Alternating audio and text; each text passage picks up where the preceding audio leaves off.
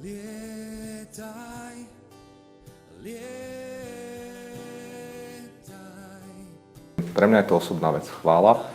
Samozrejme s veľa vonkajšími vecami naokolo, ale pre mňa je to veľmi niečo, čo hneď mne napadne niečo face to face, God. Ale priestor, kedy ja dávam, keď sa ja stretávam s Otcom, s mojím Pánom, priestor, kde sa spolu rozprávame, kde sa spolu radujeme, kde sa spolu zdieľame, kde sme spolu. Taký bežný, dennodenný život. Chvála je pre mňa priestor, ako môžem vyjadriť to, že mám Boha rád. To je asi vzťah s ním. To, čo by som doprial každému. Vzťah tak nadprirodzený a pritom tak prirodzený.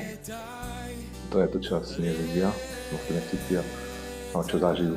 Raz, verím. Keď sa Pán dotkne niekoho, tak automaticky má človek chuť, túžbu, podľa mňa chváliť, spievať, tancovať, radovať sa. Kedy cítim, že sme spolu, že ja som jeho syn, že on je môj táto.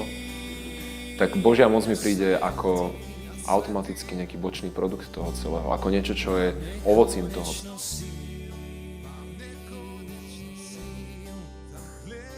Sloboda vo chvále, podľa mňa je to nevyhnutnosť. Možno už som bol v takom štádiu, že už som si nevedel predstaviť, že alebo vedel som, že Boh môže dať oveľa viac, ako si mi predstaviť, ale už som dlhší čas sa neposunul niekde dopredu v tom mojom duchovnom živote, hlavne teraz v slobode vo chvále.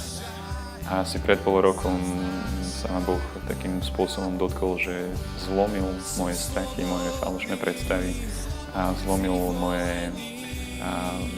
zlomil veci, ktoré mi bránili byť slobodným vo chvále. Prežívať daný moment s ním. V tomto vo mne znamená vedieť sa oslobodiť, alebo žiť ako sa chváliť v slobode. Mať všetky radosti, starosti, dobré i zlé veci. Wow, sloboda od všetkých poviazaní, od všetkých lží, ktorým verím vo svojom živote. Sloboda od toho, že proste v živote vykonávam nejaké veci, lebo sa bojím. Sloboda od strachu. Jeden z najkrajších na svete, v mojom živote.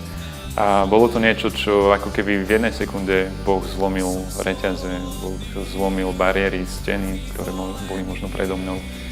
A zrazu som naozaj si vedel predstaviť, že lietam na orlých krídlach.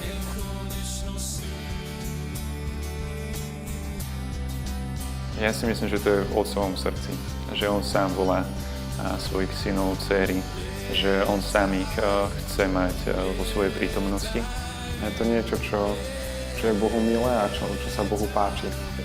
To, že sa ľudia spolu stretávajú a že zakusujú Božiu prítomnosť alebo že zakusujú Boha ako takého spoločne, ako nejaký celok, je podľa mňa strašne dôležité.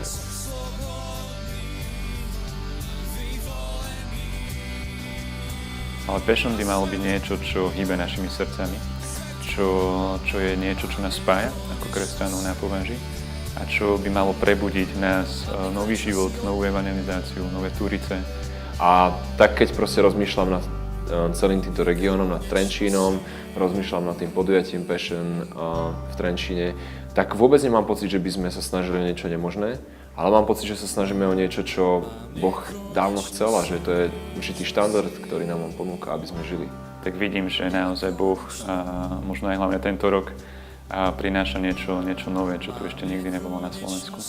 A mojou túžbou je veľmi, aby sa toto začalo diať aj v Trenčíne.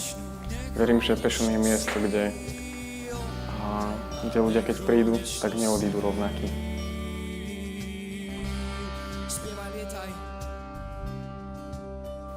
Vášeň je pre mňa osobne nejakou reakciou na to, keď vidím Božiu krásu. Tak ako keď vidím svoju úžasnú ženu, aká je nádherná a proste chcem jej dať celý svoj život, chcem zomrieť pre ňu, tak toto isté sa deje vo vzťahu s Bohom. Vášeň je pre mňa niečo, čo absolútne zachváti moje srdce, čo zachváti moju myseľ a absolútne zapáli ma celého pre nejakú vec. A verím ešte jednej veci, že Boh nás stvoril preto, aby sme niesli Božiu slávu, aby sme s ňou kráčali úplne všade. Takže ak sa niekde povie, že proste bola tam Božia moc alebo že to bolo mocné, tak myslím, že to by nemala byť nejaká výnimka, ale že by to malo byť pravidlo, pretože tak sme boli stvorení a tak sme boli nastavení. A toto je štandard, ktorý stanovil Ježiš. To je passion. To je passion. To je passion. Môžem? Počkaj, jak to spraviť. To je passion. To je passion. To je passion. No, to je passion. To je passion. To je passion. Čo to je? Passion.